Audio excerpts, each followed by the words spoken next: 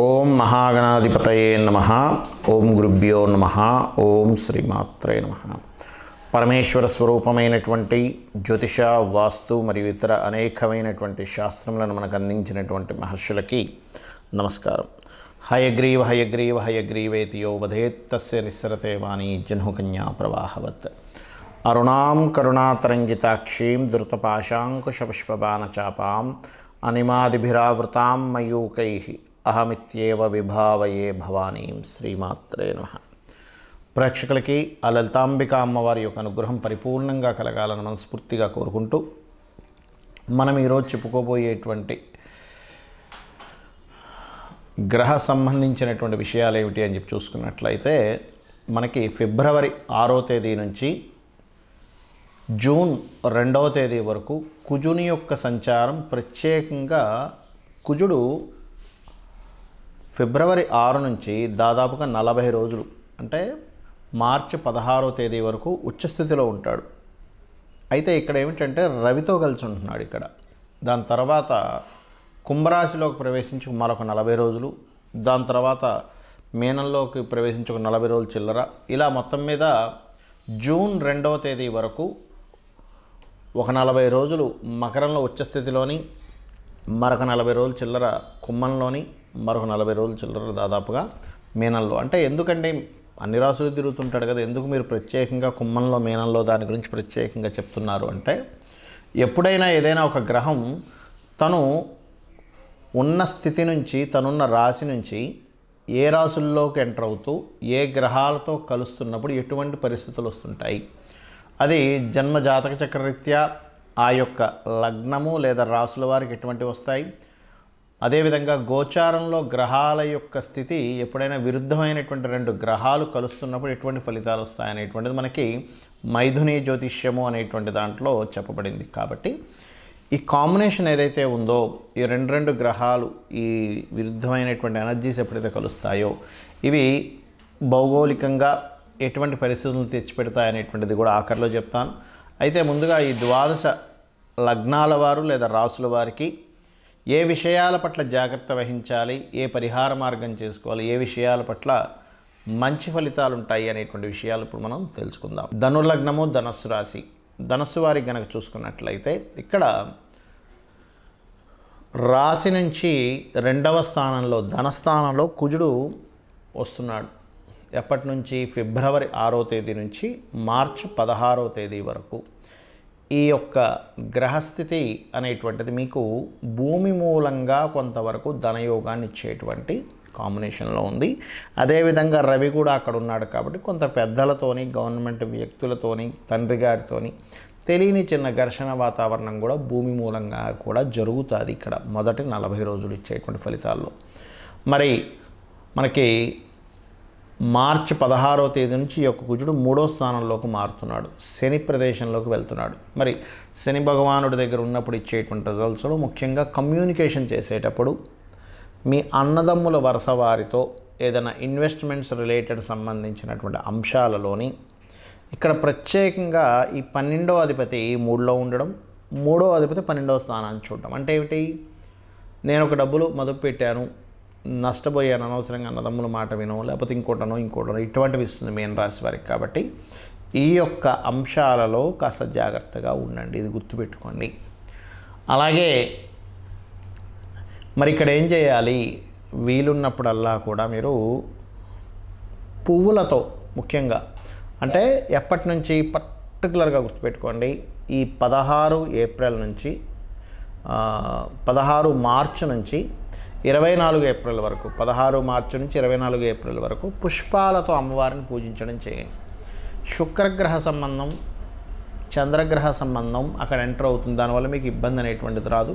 మీరు ఒక మాట అంటే అది గొడవకి దారితీయదు, చిన్న చిన్న వివాదాలు రాకుండా చేస్తుంది, గుర్తుపెట్టుకోండి. పుష్పాలతో ఎప్పుడైనా కూడా కుజశనుల యొక్క ప్రభావం ఆ భావంలో 3వ భావంలో ఉంది కాబట్టి తృతీయం చేతులుగా తీసుకుంటారు. కాబట్టి పుష్పాలతో, తెల్లటి పుష్పాలతోనో లేకపోతే పచ్చటి పుష్పాలతోనో మీరు అమ్మవారిని ఆరాధించండి.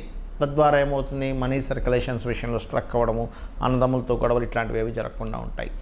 మరి మార్చ్ 16 నుంచి ఏప్రిల్ 24 తర్వాత, ఏప్రిల్ 24 నుంచి దాదాపుగా మీకు మీనరాశిలో జూన్ 2వ తేదీ వరకు సంచరిస్తుంటాడు కుజుడు.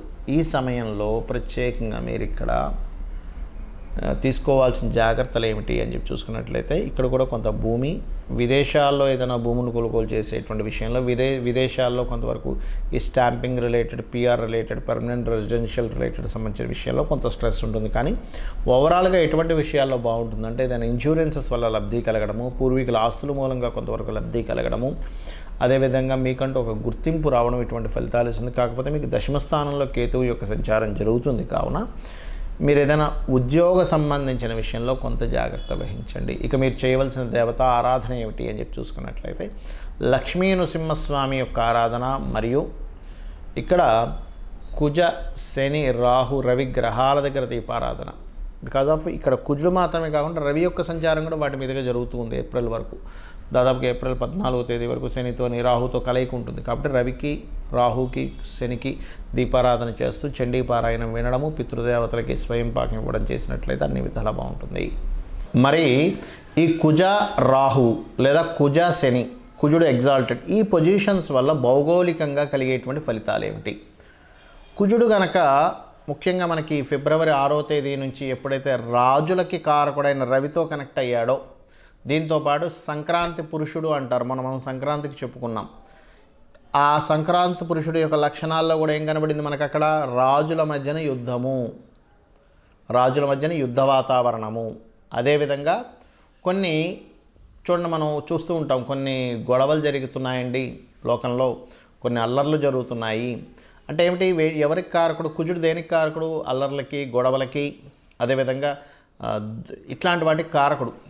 కాబట్టి ఈ అల్లర్లు, గొడవలు జరగడానికి జూన్ 2వ తేదీ వరకు ఈ కుజుడి యొక్క ప్రయాణం ఏదైతే ఉందో మకరం నుంచి, ముఖ్యంగా మకరంలో ఎంటర్ అయినప్పుడు ఏంటి, ఫిబ్రవరి 6 నుంచి కొంచెం మనకి భూకంపం వచ్చింది, మరలా ఇంకోసారి భూకంపం రావడానికి ఛాన్సెస్ ఎక్కువగా ఉంటాయి. బికాజ్ ఆఫ్ భూతత్వ రాశుల్లో 2 ఫైరీ ప్లానెట్స్ జరిగినప్పుడు భూకంపాలు, అగ్ని ప్రమాద సంబంధించిన, అంటే ఏంటి, ఎక్కడైనా కొంచెం మనం ఎక్కువగా క్రౌడ్ ఉంది, అక్కడ ఏదైనా అగ్ని ప్రమాదానికి సంబంధించిన జాగ్రత్తలు తీసుకోవాలని అర్థం. మనకి జ్యోతిష్ శాస్త్రంలో ముండెన్ ఆస్ట్రాలజీలు ఇవన్నీ ఎందుకు చెప్తారంటే ఈ యొక్క కండిషన్, ఈ గ్రహాల యొక్క స్థితి ఇలా ఉంది కాబట్టి ఆ ఎనర్జీ ఎక్కువగా ఉంటుంది. గ్రహాలు ఏవైతే 2 గ్రహాలు కలుస్తాయో ఆ ఎనర్జీ ఎక్కువగా ఫామ్ అవుతుంది యూనివర్స్లో. ఎక్కువగా ఫామ్ అయినప్పుడు ఆ ఎనర్జీతో జాగ్రత్తగా ఉండాలి. ఆ ఎనర్జీ మంచి చేస్తుంది, ఇబ్బంది ఉంటుంది. కాబట్టి పర్టికులర్గా ఫిబ్రవరి 6వ తేదీ నుంచి 40 రోజుల పాటు, అంటే మార్చి 16వ తేదీ వరకు భూమికి సంబంధించిన విషయంలోని, రాజులకు సంబంధించిన విషయంలోని కొంచెం, అంటే ఈ భూకంపాలు కావచ్చు, రాజులకు సంబంధించిన విషయం అంటే గొడవలు కావచ్చు, యుద్ధ సంబంధంగా ఆలోచనలు కలగడం కావచ్చు, ఇవి ఎక్కువగా ఇస్తూ ఉంటుంది ప్రత్యేకంగా. దానికంటే ముందు ఇచ్చినా సరే మనం ఆశ్చర్యపోవాల్సిన పని లేదు. ఎందుకంటే దాన్ని గ్రహాలు ధనుస్సు రాశిలో 15 డిగ్రీలు ఎంటర్ అయిపోయిన తర్వాత వెంటనే దాని రిజల్ట్ ఇవ్వడం కూడా స్టార్ట్ అవుతుంది. కాబట్టి అది అదేవిధంగా మరి ఈ కుంభరాశిలో కూడా కుజుడు ప్రవేశిస్తున్నాడు శని దగ్గరికి.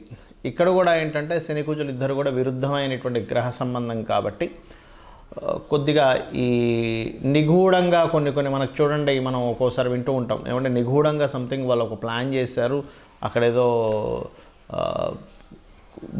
బయటకు సంబంధించిన కొన్ని దేశాల వాళ్ళు ఇట్లా ప్లాన్ చేసి నిగూఢంగా కొన్ని బ్లాస్టులు చేశారు. మనకు చూడండి జల సంబంధించినటువంటి వాటిల్లో బ్లాస్టులు చేస్తూ ఉంటారు చూసారా, లేకపోతే ప్రకృతి వైపరీత్యంగా కూడా కొన్ని జల సంబంధమైన ప్రదేశాల్లో కూడా కొన్ని బ్లాస్టులు అవ్వడం లాంటివి చూస్తూ ఉంటాం. అది మనకి లావాలు, సముద్ర గర్భంలో లావాలు పొంగడం కావచ్చు, సముద్ర గర్భంలో జరిగేటువంటి కొన్ని, ఎందుకంటే ఇక్కడ కుంభం అనేటువంటిది ఏమిటంటే కుండ, లోతైనటువంటి విషయాలు, జల సంబంధించినటువంటి విషయాలను చెప్తూ ఉంటుంది. అక్కడ కుజుడు ప్రవేశం అవడం వల్ల ఇటువంటి ఫలితాలు వస్తూ ఉంటాయి. అలాగే మీనరాశిలో ఎప్పుడైతే రాహువు కూడా సంచరిస్తుంటాడో అక్కడ బుధుడు ఉన్నాడు. బుధుడు రాహుతో పాటు కుజుడు ఎప్పుడైతే నీచ స్థానంలో ఉండేటువంటి బుధుడితో కుజుడు సంబంధం కలిగిందో కమ్యూనికేషన్ రిలేటెడ్ సంబంధించిన వాటి మీద కూడా దాని ప్రభావం ఉంటుంది. బుధుడు కమ్యూనికేషన్స్ కారకుడు. నీచబడినటువంటి కుజుడితో సంబంధం కలిగింది, రాహుతో సంబంధం కలిగింది. అప్పుడు ఏమవుతుంది, కమ్యూనికేషన్ రంగాల మీద వాటి మీద దాని ప్రభావం చూపిస్తుంది. ముఖ్యంగా 40 రోజులు చెప్పుకుంటాం కదా, ఆఖరి 40 రోజులు ఈ యొక్క ప్రభావం అనేటువంటిది పడుతుంది. ఆ యొక్క ప్రభావం 2 జూన్ వరకు ఉంటుంది. కాబట్టి ఏమిటి, మీరందరూ కూడా ఈ కమ్యూనికేషన్ రిలేటెడ్ సంబంధించిన విషయాల్లోని, ఎక్కడికైనా క్రౌడ్ ఎక్కువగా వెళ్ళేటువంటి ప్రదేశాల్లోని, అదేవిధంగా కొన్నిసార్లు చూడండి, మనకి చిన్న చిన్న విషయాల వల్ల మనకి ఆరోగ్య సంబంధించిన విషయంలో మనకు మొన్న కరోనా లాంటిది ఎట్లాంటిదో అలాంటిది ఏదైనా చిన్న చిన్న వైరస్ల వల్ల ఇబ్బంది రావడం, ఇట్లాంటి వాటికి ప్రభావం చూపిస్తూ ఉంటుంది ఈ కుజరాహుల యొక్క ప్రభావం. కానీ కుజశనులు ముఖ్యంగా ఏంటంటే అల్లర్లు అవ్వడానికి, గొడవలు అవ్వడానికి, రాజకీయ నాయకుల మధ్యన గొడవలకి, రాజకీయ పరంగా జరిగేటువంటి ఎలక్షన్స్లో అనేకమైనటువంటి డ్రాస్టిక్ చేంజెస్కి, కొన్ని యుద్ధ సంబంధించిన విషయాలకి, ఇట్లాంటి వాటికి దీని ప్రభావం చూపిస్తుంది. కాబట్టి అందరూ కూడా, ఎందుకంటే బయట వాతావరణం ఎలా ఉన్నా కూడా మనం సేఫ్గా ఉండాలి. కాబట్టి మీరందరికీ నేను చెప్పేది ఒకటే, చండీ పారాయణం రోజు చేయండి, చండీ రోజు వినండి. చక్కగా చండీకి సంబంధించినటువంటి మనకి ఇంట్లో ప్లే చేయండి. అలా ప్లే చేస్తూ మీ పనులు మీరు చేసుకోండి. ఆటోమేటిక్గా ఆ ఇంట్లో ఆ తరంగాలు ఎప్పుడైతే మన చుట్టూ తిరుగుతూ ఉంటాయో ఇంట్లో ఒక్కరికి కూడా ఎటువంటి హాని కలగకుండా ఉంటుంది. ఒకటి. రెండవది, అమావాస్యలు వచ్చినప్పుడు పెద్దలకి తప్పకుండా మీరు బియ్యము, కూరగాయలు, స్వయం పాకము అంటారు, దాన్ని ఇవ్వండి. వీలైనంత మటుకు గోశాలకు వెళ్ళి గోవులకి క్యారెట్లు, బెల్లం లాంటివి తినిపించండి. ఇవి కనుక చేస్తే ఏమవుతుందంటే బయట జరిగేటువంటి ఏవైతే ఈ గ్రహస్థితి వల్ల జరిగేటువంటి ప్రభావం ఏదైతుందో అది తగ్గుతుంది. ఎందుకంటే ప్రతి మనిషి చేసేటువంటి ధార్మికమైనటువంటి పని వల్ల. రెండవది, మీకు మీ జన్మజాతకంలో ఉన్నటువంటి దోషం ఏదైతే ఉందో అవి యోగంగా మారుతుంది. కాబట్టి ఇవి చేసి మీరు దేశానికి మరియు మీకు కూడా శుభాన్ని కలిగింపజేసుకుంటారని మనస్ఫూర్తిగా కోరుకుంటూ శ్రీమాత్రే నమః.